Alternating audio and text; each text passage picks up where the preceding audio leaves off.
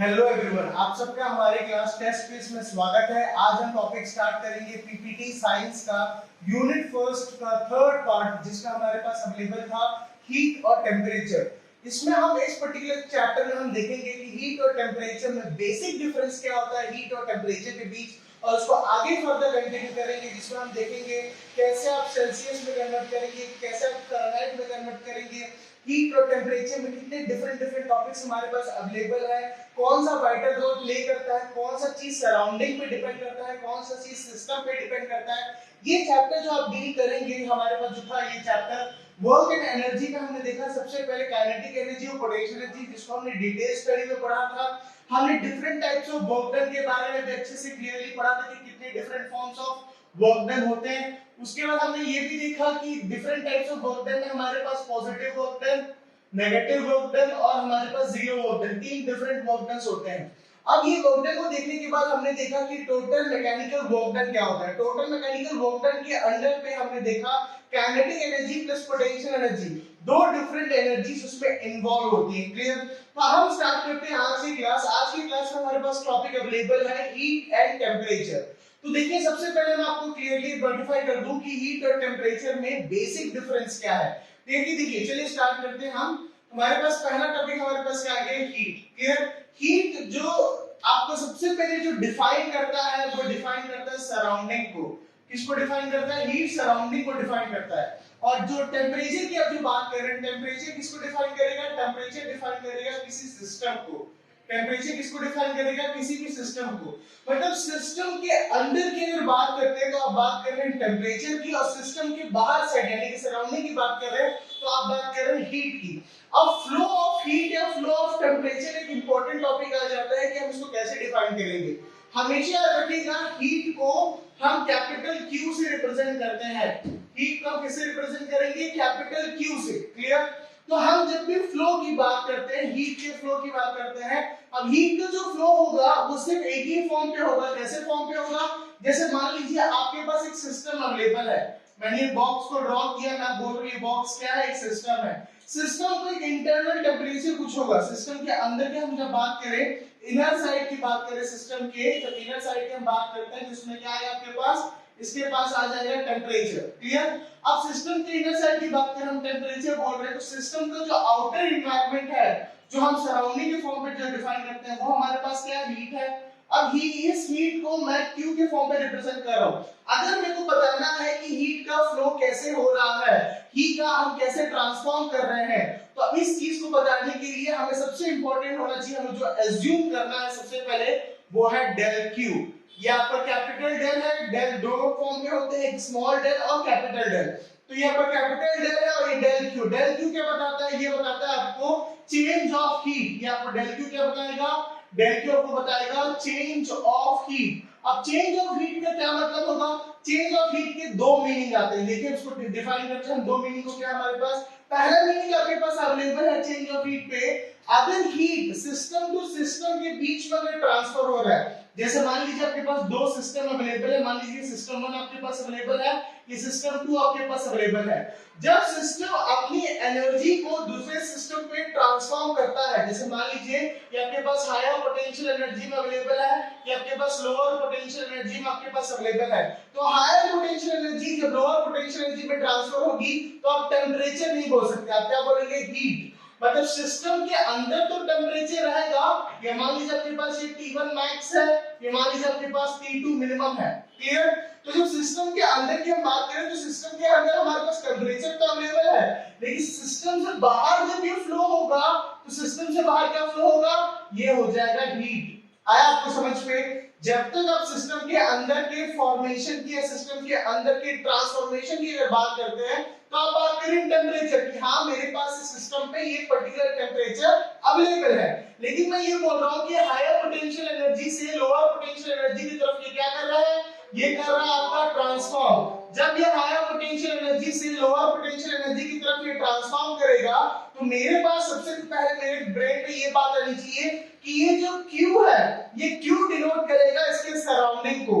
अब ये Q जो इसको डिनोट कर रहा है सराउंडिंग को, क्या इसको आप कैपिटल Q लिखेंगे, क्या आप इसको डेल Q लिखेंगे, ये आपका डिपेंड करता है कि ट्रांसफॉर्मेशन कितने टाइप्स पे या ट्रांसफॉर्मेशन कितने प्रोसेस में अकर कर रहा है। अगर मैं आपको ये बोलूं कि जो ट्रांसफॉर्मेशन जो अकर कर रहा है इस पर्टिकुलर केस में वो सिर्फ एक है, एक ही ट्रांसफॉर्मेशन हो रहा है सिस्टम 1 से लेकर सिस्टम 2 पे, तो मैं आपको ये बोल सकता हूं कि यहां पर मैं सिर्फ और सिर्फ कैपिटल Q से डिनोट करूंगा और ये कैपिटल Q मेरा रहेगा क्या, फ्लो ऑफ हीट। अब मैं आप इस बात को समझने की कोशिश कीजिएगा मैं आपसे क्या बोल रहा हूं, ये बहुत ही ज्यादा माइनर टॉपिक है लेकिन डिफरेंस बहुत बड़ा क्रिएट होता है। अब जो मैं इसको कैपिटल Q से डिनोट किया हूं, कैपिटल Q से डिनोट करने के बाद आपको इसका फर्स्ट लॉ आपके पास आ जाएगा, जिसको फर्स्ट लॉ पे बोला जाएगा कि जो भी change of amount of heat होगी, जो भी क्या होगा, change of amount of heat जो होगा उसको मैं किससे रिप्रेजेंट करूंगा, डेल Q से। अब डेल Q क्या होगा, ये हो जाएगा आपका change in internal energy minus change in work done. अब इस चीज को ध्यान से देखिए, मैंने यहाँ पर क्या लिखा है, मैं आपको लिख रहा हूँ जो चेंज इन हीट आपके पास, चेंज इन टेम्परेचर जो आपके पास अवेलेबल था वो इक्विवेलेंट था change in internal energy minus change in work done. तो देखिए इंटरनल एनर्जी को मैं किससे लिख रहा हूँ, देखिए मैंने आपको किससे लिखा, आपको मैं यहाँ स्पेसिफाई कर रहा हूँ चेंज इन इंटरनल एनर्जी को डेल यू से। तो डेल देखिए यू रिप्रेजेंट करेगा कैपिटल यू आपका इंटरनल एनर्जी, लेकिन जहां आप डेल की बात कर रहे हैं डेल में आप सीधा स्पेसिफाई कर दीजिए कि आपका चेंज इन इंटरनल एनर्जी है आपका, ये क्या है आपका चेंज इन इंटरनल एनर्जी। अब आगे फर्दर क्या बात आती है कि इंटरनल एनर्जी को चेंज कैसे करेंगे, जब तक सिस्टम के टेम्परेचर पे आप नहीं बता सकते कि सिस्टम के टेम्परेचर पे क्या डिफरेंस क्रिएट होगा, क्या वहां इंटरनल टेम्परेचर पे वेरिएशंस आ रहा है, तब तक इंटरनल एनर्जी चेंज नहीं होगा। और जब तक सिस्टम पे या सिस्टम से वर्क डन नहीं होगा, वर्क डन जैसे मैंने यहां पर लिखा है डेल डब्ल्यू, तो डेल डब्ल्यू क्या हो गया आपका, ये हो गया चेंज इन वर्क डन, ये क्या आपका चेंज इन वर्क डन। अब तो चेंज इन वर्क डन की आप जो बात कर रहे हैं, ये वर्क डन आप दो डिफरेंट टाइप्स में स्पेसिफाई कर सकते हैं। पहला आपके पास वर्क डन आ जाएगा जब आप बात करेंगे work done by the system, और दूसरा वर्क डन आपके पास आ जाएगा जब आप बात करेंगे work done by the system के बाद दूसरा आ जाएगा ऑन द सिस्टम। तो हमारे पास दो different types of work done available है, एक वर्क डन हो जाएगा आपके पास बाय द सिस्टम, दूसरा सिस्टम से वर्क डन किया जाएगा जिसमें हम नेगेटिव से ट्रीट करेंगे। मैं आपको क्लियर डिटेल में बताऊंगा कि नेगेटिव क्यों लिया जाता है और इसके रीजन क्या है। और दूसरा हमारे पास वर्क डन अवेलेबल है जिसको हम बोलते हैं work done on the system, और work done on the system को हम पॉजिटिव से रिप्रेजेंट करते हैं, इसका रीजन मैं आपको बताता हूं क्या है। अब इसको आप ध्यान से समझने की कोशिश कीजिए कि वर्क डन को पॉजिटिव और नेगेटिव से क्यों डिनोट करते हैं। देखिए सबसे पहले मैं आपसे बोल रहा हूं कि जो चेंज इन वर्क डन है वो कब होगा, चेंज इन वर्क डन तब होगा जब एक सिस्टम दूसरे सिस्टम पे इन्वॉल्व करेगा, जब हीट उस पे क्या होगा, प्लेस होगा, जब हीट की रिक्वायरमेंट होगी। तो एक सिस्टम तो दूसरे सिस्टम से इन्वॉल्व हो चुका है, जब एक सिस्टम दूसरे सिस्टम से इन्वॉल्व हो चुका है तो बात आ रही है कि वर्क डन नेगेटिव और पॉजिटिव आप किस किस केस में कंसीडर करेंगे, वर्क डन को आप नेगेटिव और पॉजिटिव किस किस केस में कंसीडर करेंगे। तो पहला केस हम कंसीडर करके चलते हैं कि वर्क डन को कब पॉजिटिव और वर्क डन को कब नेगेटिव लिया जाएगा। तो पहला वर्क डन क्या आ जाएगा, जैसे मान लीजिए हम एकदम सिंपल से इसका बेसिक एग्जांपल लेके चलते हैं, वो बेसिक एग्जांपल आपको समझ में आ जाएगा।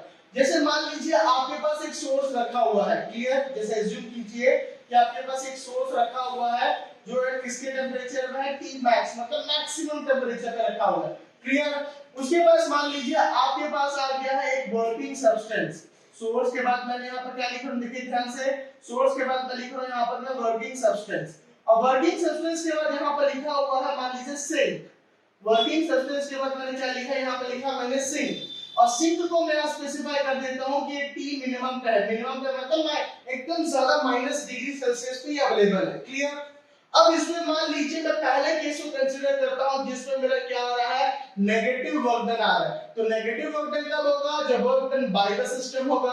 Work done by the system है मतलब जो मेरे को बाय द सिस्टम मतलब तो ये वर्क डन हो रहा है सिस्टम से, वर्क डन हो रहा है सिस्टम से, वर्क डन हो रहा है मतलब ये किस तरफ आएगा, work done as a input लेगा ये, क्लियर।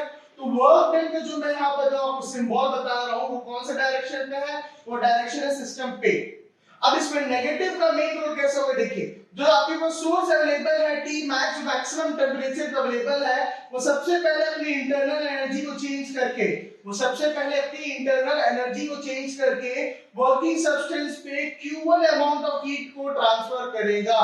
इसको ध्यान से समझने की कोशिश कीजिए। मैं आपको क्या बता रहा हूं, मैं बता रहा हूं आपके पास जो सोर्स की टेम्परेचर T max अवेलेबल है, जिसके पास मैक्सिमम टेम्परेचर अवेलेबल है, वो Q1 अमाउंट ऑफ अपनी इंटरनल एनर्जी को चेंज करके, सोर्स सबसे पहले क्या चेंज करेगा, अपनी इंटरनल एनर्जी को चेंज करेगा, स्मॉल अमाउंट ऑफ टेम्परेचर को बाहर डिसिपेट करने की कोशिश करेगा। उसी डिसिपेशन के प्रोसेस पे क्या होगा, एक Q1 अमाउंट का जो हीट है, जो Q1 अमाउंट का आपके पास हीट अवेलेबल है, वो फ्लो होगा। वो Q1 अमाउंट का हीट कहां से कहां फ्लो हो रहा है, सोर्स से वर्किंग सब्सटेंस पे। अब जो Q1 अमाउंट का हीट सोर्स से वर्किंग सब्सटेंस पे आपका फ्लो हुआ है, इसको ध्यान से देखिए। वर्किंग सब्सटेंस में आपके दो बाई डायरेक्शन चीज आपको दिख रही होंगी, एक आपका वर्क डन का डायरेक्शन है, दूसरा आपका Q1 जो फ्लो हो रहा है हीट का उसका डायरेक्शन है। तो अब क्या करेगा, वर्किंग सब्सटेंस वर्क करना स्टार्ट करेगा desired amount of internal energy को बार-बार चेंज करते हुए। क्या करेगा, मैंने आपको क्या बताया, जो वर्किंग सब्सटेंस है आपका Q1 अमाउंट ऑफ हीट तो उसको मिल चुका है सोर्स से, और वर्क डन भी उसके ऊपर हो रहा है, तो अब क्या हो जाएगा कि अपने इंटरनल एनर्जी को चेंज करेगा डिजायर्ड अमाउंट ऑफ रिक्वायरमेंट के हिसाब से। अब जैसे ही अपनी इंटरनल एनर्जी को चेंज कर रहा है, तो किस फॉर्मेट में चेंज करेगा, ये चेंज करेगा मिनिमम। हमेशा रखिएगा जो Q1 में यहां पर लिखा हूं, ये आपका Q1 हो जाएगा मैक्सिमम हीट हो जाएगा, क्लियर। और जो Q2 आएगा, जो आपका वर्किंग सब्सटेंस से सिंक पे जो जा रहा है, जो Q2 आएगा इसके बाद जो वर्किंग सब्सटेंस से सिंक पे जा रहा है, वो क्या हो जाएगा आपका मिनिमम। अब Q2 को मिनिमम लेने की रिक्वायरमेंट क्या है, अब इसको समझने की कोशिश कीजिएगा। आप Q2 को मिनिमम लेने की रिक्वायरमेंट क्या है, सबसे पहली रिक्वायरमेंट आपके पास ये आ जाएगी कि देखिए मेरे पास जो भी एक सोर्स अवेलेबल था वो मैक्सिमम टेम्परेचर पे था,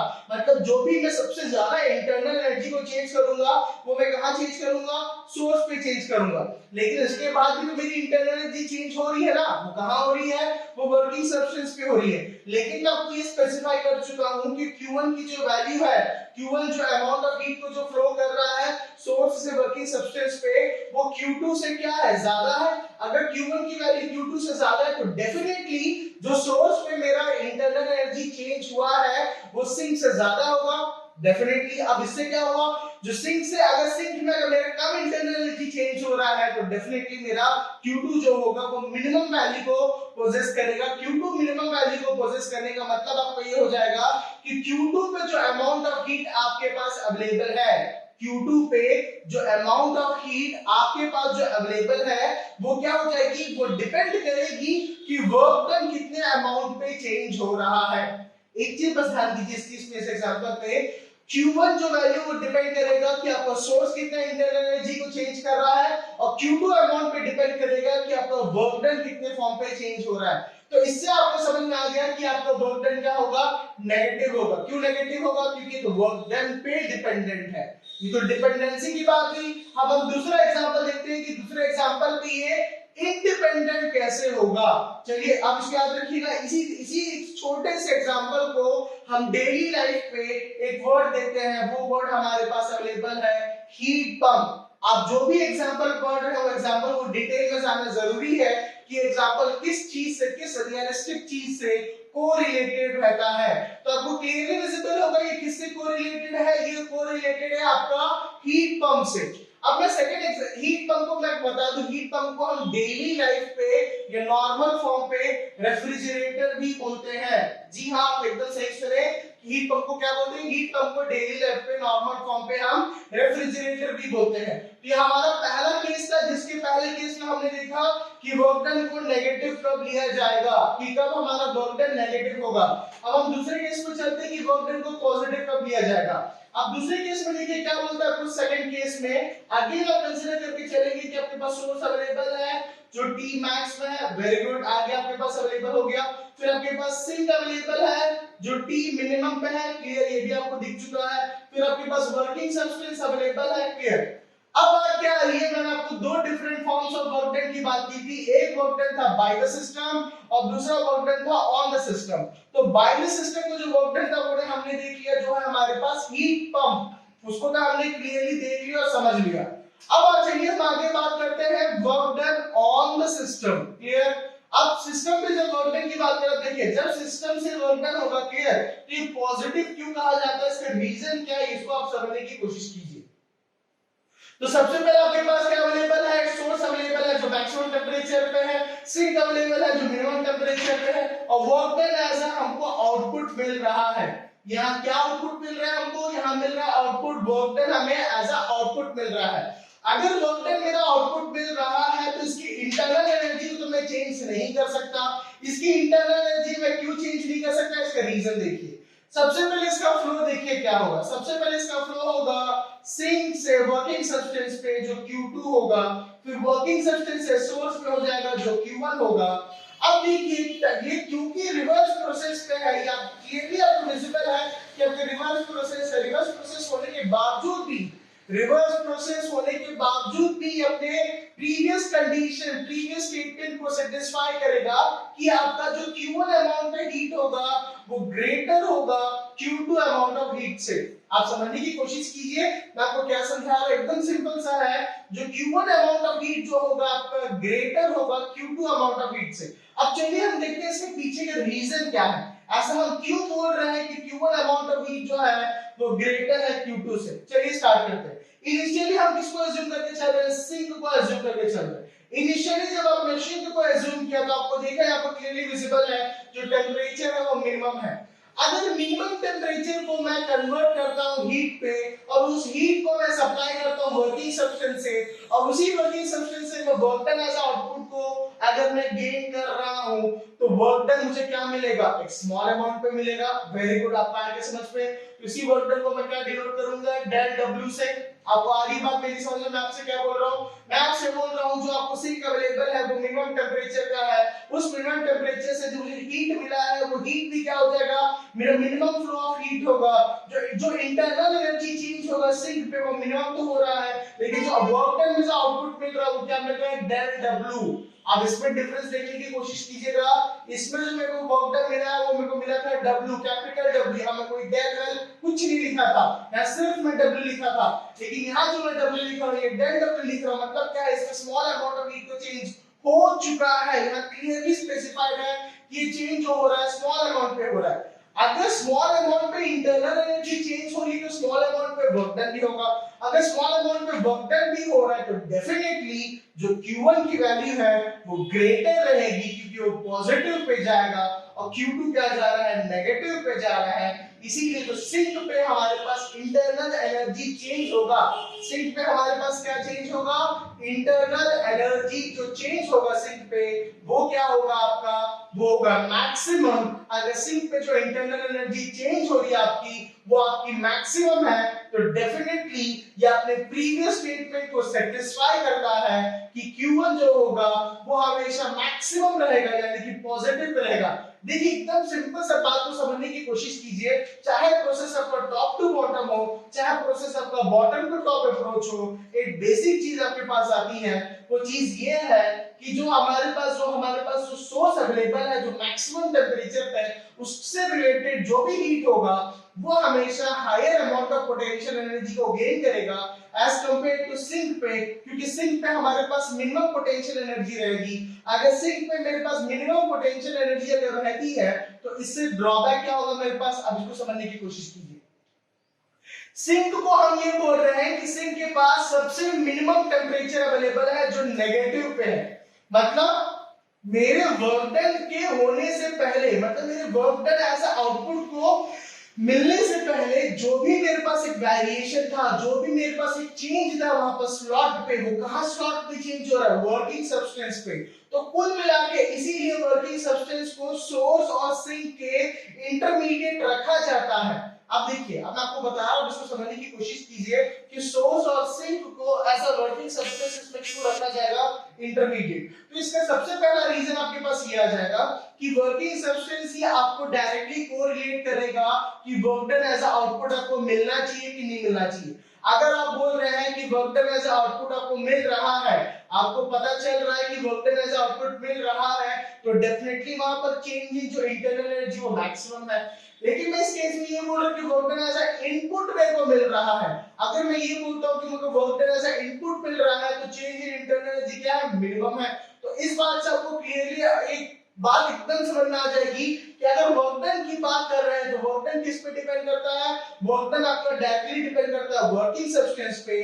अब जो direction of flow of heat है वो आपको डिफाइन करता है कि आप किसको बात कर रहे हैं, आप हीट पंप की बात कर रहे हैं, हीट पंप की बात कर रहे हैं, हीट इंजन की। मैं आपको क्लियरली बता रहा हूं हमारे पास दो चीज अवेलेबल है, एक हमारे पास अवेलेबल है हीट पंप और एक हमारे पास अवेलेबल है हीट इंजन। तो हीट इंजन की बात आप कब करेंगे, हीट इंजन की बात आप तब करेंगे जब आपको वर्क डन क्या मिलेगा, जब आपको वर्क डन मिलेगा as a output, heat engine की बात आप तब करेंगे। और हीट पंप की बात आप कब करेंगे, हीट पंप की बात तब होगी जब work done as a input होगा।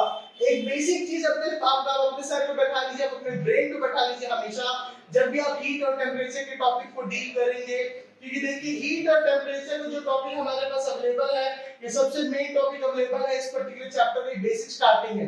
क्लियर? तो आज की क्लास में हमने ये देखा कि हीट और टेम्परेचर किससे डील करता है, ये टॉपिक किससे कोरिलेटेड है, कैसे हीट इंजन और कैसे हीट पंप को हमने डिफाइन किया, किसका वर्क डन एज आउटपुट हमें मिलेगा और वर्क डन एज इनपुट हमें मिलेगा। और हमने ये भी देखा कि जो डेल क्यू की जो वैल्यू थी, जो change in amount of internal energy से माइनस होकर हमको वर्क डन से सब्स्टिट्यूट होकर हमको चेंज इन इंटरनल एनर्जी मिलेगा। Thank you so much class, हमारी क्लास में जुड़ने के लिए। फिर नेक्स्ट क्लास में आपसे मुलाकात होगी how to change in Fahrenheit और how to change in Celsius. तब तक हमारे चैनल में जुड़े रहिए। Test quiz. Thank you so much.